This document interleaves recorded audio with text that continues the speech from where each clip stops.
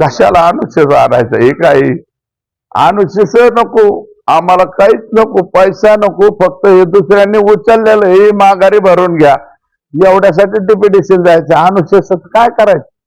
उद्या अनुच्छेद नंतर मांडू. 73 कोटी रुपये राव सुरेशराव पळून जावं लागेल. 73 कोटी मानल्यावर हा, अरे 73 कोटी रुपये एका दिवसात उचलायचे मानल्यावर आता हे काय बोलणं? काय बोलावंच काय? बोलणंच बंद पडतंय ना. ही काय बेकार परिस्थिती.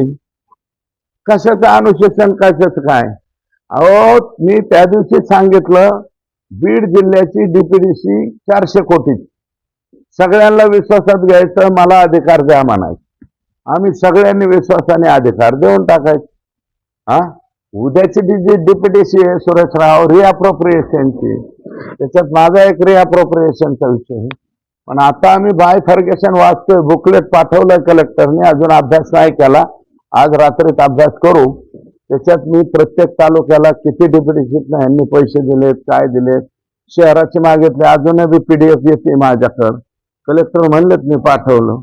मग तुम्ही काय करता? 100 रुपयापैकी 90 10 रुपयात 10 तालुके वाटे लावायचे.